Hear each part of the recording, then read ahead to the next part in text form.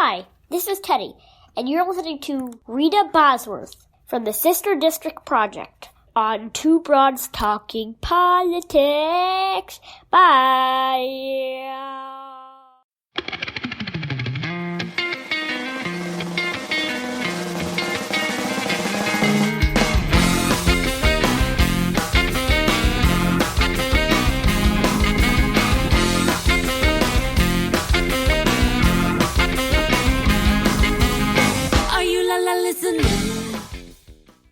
Hey everyone, welcome back to Two Broads Talking Politics. As usual, I am one of your co-hosts, Sophie, and I'm here with your other co-host, Kelly. Hey Kelly.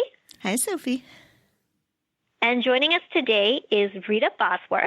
She is the Executive Director of the Sister District Project. Welcome. Thank you so much. I'm so happy to be here. We're so happy to have you. Can you sort of start off by introducing yourself and telling us a little about you and a little bit about the Sister District Project? Absolutely. It's an interesting story because I'm somebody who is working full-time in politics through Sister District right now, but I had not been involved in politics or campaigns prior to the 2016 election. I'm actually a lawyer. I was a federal public defender for 12 years. But when the Trump election happened, I felt compelled to get involved in some way that would actually make a difference. And what really struck me, because I live in a very progressive area in California, was that Democrats are a majority of the country. We won the popular vote in 2016 by almost 3 million votes, but we don't have a majority of electoral power. And that struck me as unfair and undemocratic and something that needed to be addressed. And the other thing that really hit me was that there are a lot of people like me who live in very blue areas of the country who feel powerless because we've elected progressive representatives. We call them and tell them what we think, and they agree with us generally. And then we feel a little bit stuck. What else can we do? We want to do something, but what else can we do? And so that's how I came up with the idea for Sister District, the idea that there are so many very progressive people in deep blue areas who want to help, but they need to have a way for their energies to be directed and in a manner that's effective and efficient. And so that's what I was thinking of was, well, we've got to organize people primarily in very blue areas and channel resources to other parts of the country in races where a Democrat is in a competitive election against a Republican, and where with a little bit of a boost, we can get them over the finish line and make a difference not only for that candidate, but for Democrats as a whole in a way that it's going to affect all of us across the country. So how do you decide then? There are so many districts around the country. How do you decide which districts to focus that attention on? That's true. There are a lot. There's a lot of work to be done. So we decided to focus only on state legislative races. We don't do any federal races, no governor's races, just state legislatures. And there are 3 reasons for that. The first is that states control redistricting. It is in 34 states, it is the political party in power in the state legislature that gets to draw the voting district lines. And what I think everybody is aware of more and more these days is that because the Republicans control so much power in state legislature, they have gerrymandered voting district lines in so many states to favor themselves and give themselves an advantage, even when in some cases they don't have a majority of voters. They will still control the majority of seats. And that affects not only the makeup of the state legislatures, but also Congress, because the state legislatures are drawing congressional lines. So if you ever feel like Republicans have an outsized share of power in Congress, that's not in your head. That's actually happening because they have actually rigged the maps to favor themselves. In order to address that, we have to win back power in state legislatures so that we can bring fairness back to those maps. So that's the first reason. The second reason is that states increasingly are becoming the place where policies are going to be decided and implemented because Congress, to be totally honest, is broken. We're not going to see any major sweeping legislation coming out of Washington right now. The Supreme Court has essentially decided to either ignore or back off enforcing any federal rights, and that's going to continue. So all of these issues, from voting rights to women's rights, the environment, healthcare, gun violence prevention, all of those things are going to be decided in the states for the foreseeable future. And so that makes it really important that we're electing progressives to the states to get our policies through, because the federal government isn't going to do it. And the third reason is that states are a pipeline for good candidates. It's where we train people to be great candidates on the national level. When Barack Obama was president, Democrats lost over 900 state legislative seats. And that hurt us not only from a policy perspective, but it hurt us because we weren't building our farm team of training good candidates to prepare them for the next level of office. So those are the reasons that we focus on states. And within our decision to focus on states, we specifically look at states where by winning just a few seats, we can flip an entire chamber blue, break up a Republican trifecta state or a Republican supermajority. We're looking for those really strategic opportunities where by just winning a few races, we can have a really big impact for Democrats as a whole. So can you tell us a little bit about sort of how Sister District actually works? Like, I know that you're taking resources from very blue districts and sort of putting them to districts where they can really make a difference. But like, is it just donations? Do you send volunteers? Like, what actually happens on the ground? Yeah, we do everything. So at the very first thing that somebody would do is they would go to our website and sign up. And when you sign up at sisterdistrict.com, you give us your zip code. And that allows us to know where you live and where there is a team in your area that's actually organizing in person.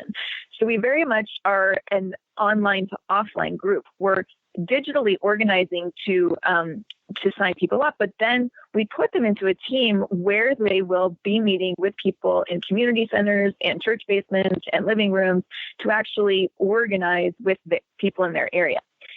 And so we've got about 100 of those teams across the country that are actually meeting in person. You know, we have very robust teams in San Francisco, Portland, Seattle, Chicago, New York, Boston. But we also have teams in smaller and less deep blue areas. And the idea is we're really trying to build up a volunteer infrastructure all over the country of people that are committed to making a difference.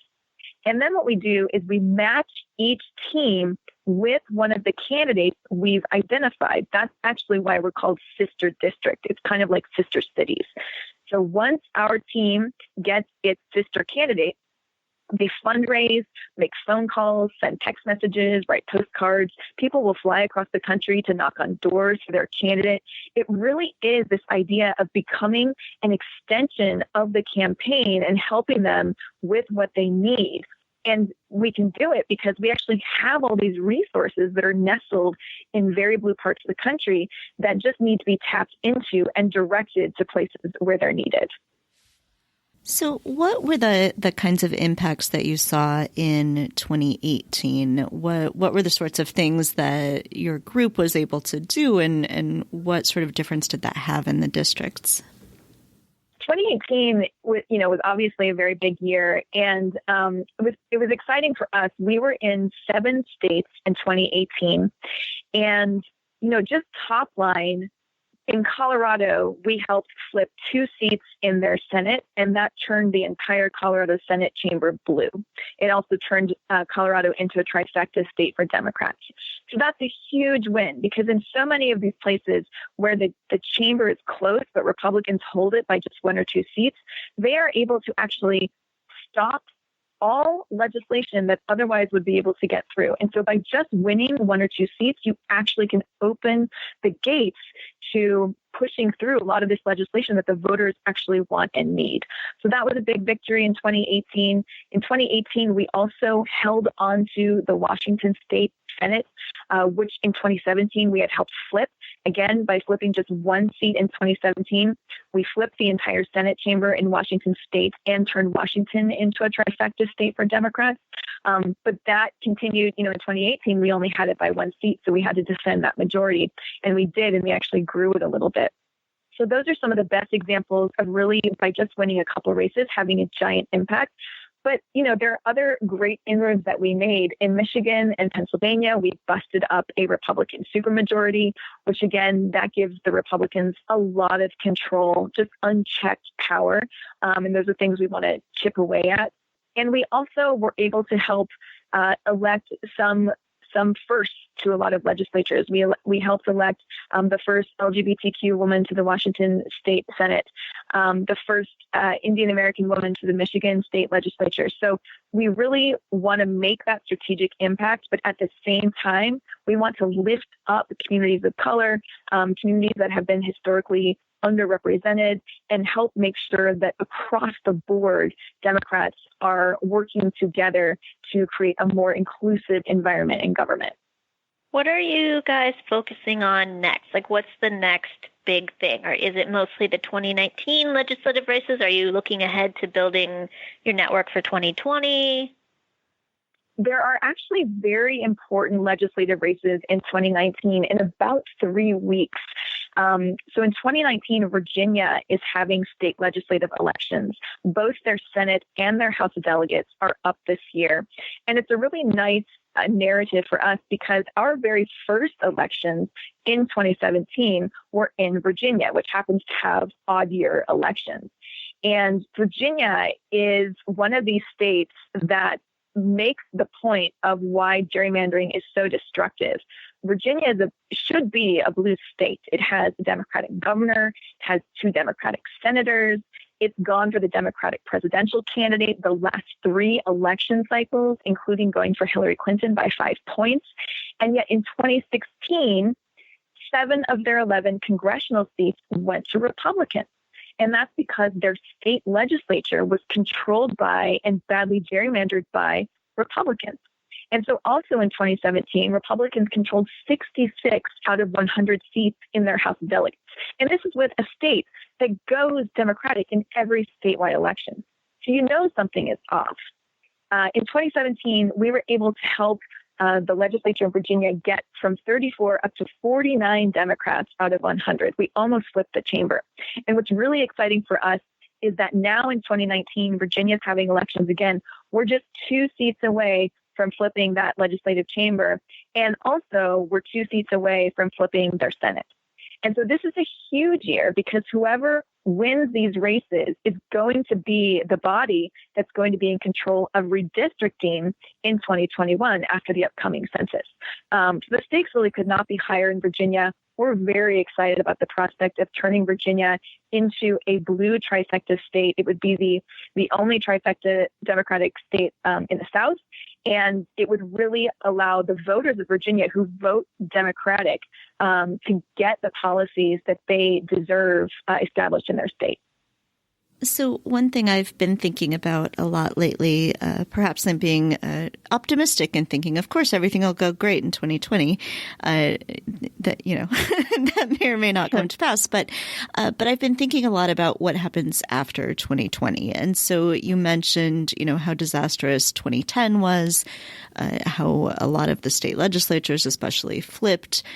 How do we prevent that sort of thing in 2022? So everyone's going to have all this energy, all this excitement around 2020.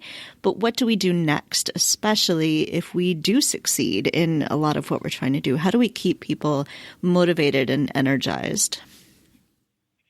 That's a great question. And we think about it a lot. I mean, I think you're right that 2020 is going to be, maybe the biggest election of any of our political lifetimes for so many reasons. I mean, for us, of course, the presidential is important. Of course, the Senate is important. But really, the state races this year and in 2020 are going to have such a lasting effect on redistricting for the next decade and policies. It is hard to make the case that these shouldn't be at the top of the list in terms of what people are thinking about. Assuming that we do continue to make progress in 2020, which I will always have hope. I don't know if I have optimism, but I certainly will always have hope that we can always be doing something to try to reach our goals there. I mean, I think the key is to never, ever get complacent. And that's something that we see from so many of our volunteers, most of whom never volunteered for a political campaign prior to 2016, but have been activated because of what they see going on. And the key is going to make sure that we stay activated. We can never, again, assume that everything will be okay. We live in a democracy, and that is such a privilege, but it's also a burden, and it requires all of us to always be civically engaged. I hope that's a lesson that we have learned because of the Trump election. And I think it's just going to require all of us who are in the space to continue pushing that message and remind people of what can happen if we don't get involved. So what is sort of the next step for our listeners? I know a lot of people out there are probably getting fired up. You had mentioned that you can get involved by signing up on the website. Can you tell us a little bit about that? Absolutely. If you go to sisterdistrict.com and you click join or volunteer, you sign up, giving your name, email, and zip code, and there's no pressure off the front. All you will start doing is you'll get our emails, which aren't that frequent, and you'll be put into your local team, and you can start seeing what events they have going on. We have so much going on in the next 3 weeks. Our teams are making phone calls. We've got teams that are traveling to Virginia to knock on doors. We, of course, are continuing to fundraise. And remember that for state elections, your $25 goes a long way. These are not million or multi-million dollar races like the Senate or Congress or presidential, where you kind of feel like my tiny contribution won't mean anything. These are races that oftentimes just have a budget of a couple $100,000. They really are working on the margins, and your contribution really can help. Now, I know that people want to help, they want to volunteer, but everybody wants to make sure that what they're doing, their time and their resources, are being used effectively. And that's exactly why we do what we do. We are working out our political strategy for the long term. We vet all of our candidates. We work directly with them so we know exactly what they need. And then we give our volunteers those action items, which are exactly what the campaigns want. And so you can rest assured that when you're volunteering with Sister District, you are doing the exact things that are needed to be done. And anybody can do it. It doesn't matter where you live, doesn't matter how much time you have, everybody can do something. And, you know, what we know from volunteers that we've surveyed is that, you know, even if we don't win everything, which we probably won't, this is a way to feel like you're doing something. It is much better than sitting on social media and posting angry rants. It's much better than just sitting alone and feeling depressed about the situation. This is a way to do something. And it's really been, I think it's actually really been wonderful for so many people to find a community that cares about the same things they care about, and they can get involved in a meaningful way. I just want to let our listeners know, as you were talking, I signed up in that time. So I challenge every single person listening to this podcast. It's really easy. Do it. Go right now and sign up. Yes, absolutely. So you've mentioned that the Virginia races are coming up really soon, in just a few weeks. What are some things you're looking for in the Virginia races to sort of give us a sense of how this year is going and what that might mean for 2020? That's such a great question. And I often wish I had a crystal ball. Most of my information is just going off of what others have said as well. But I mean, it's going to come down to turnout. 2019 is what in Virginia they call an off year. So it's an off year because it's an odd year, which means that most other elections are not happening. But it's also an off year for them because they don't have a governor's election, whereas in 2017 they did have a governor's election. So this is really probably going to be a pretty low turnout race, and it's going to come down to who votes, which is why we are insistent on trying to reach as many voters as we can and get them to the polls. These are races that are going to be decided by tens or hundreds of votes. They're going to be so close. And these are also races that have been close in the past. Each one of them is a battle. We certainly can't take anything for granted. I think that people are, feel like Democrats have a good shot at flipping the Senate and the House. But we also know that while our Democratic candidates have thousands of small grassroots donors, Republican candidates will often have fewer than 10 donors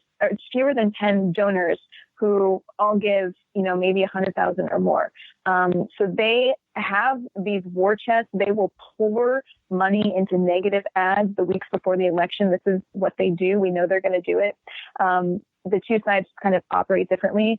From our perspective, we know that getting out the vote and reaching as many voters as we can is how we can possibly win. So like I said, I think people think we have a shot, and we've been working all year to try to make sure that we get this done. But it really is going to come down to the wire, and every single phone call, every door knock, every dollar raised is going to make a difference from here on out. Rita, was there anything else you wanted to make sure we talk about today? I want to thank everybody for listening and for being involved and continuing to be engaged in what are just incredibly surreal, bizarre, and somewhat frightening times. Every time that I read the news, my blood pressure goes up, but I just remind myself that I can't control everything, but there are some things I can control. And it comes down to winning these races and at least creating some sort of a barricade in the places where we know that we can have an impact. So I hope that your listeners like the idea and want to get involved, and we're certainly happy to have them. All right. Excellent. Well, thank you so much. And we will, of course, put information about how to sign up for Sister District Project on our website, and everybody should check it out. Sounds great. Thank you so much. Thank you for listening to Two Broads Talking Politics, part of the Dimcast Podcast Network. Our theme song is called Are You Listening? Off of the album Elephant Shaped Trees by the band Immunuri, and we're using it with permission of the band. Our logo and other original artwork is by Matthew Weflin and was created for use by this podcast. You can contact us at twobroadstalkingpolitics@gmail.com or on Twitter or Facebook at Two Broads Talk. You can find all of our episodes at twobroadstalkingpolitics.com or anywhere podcasts are found.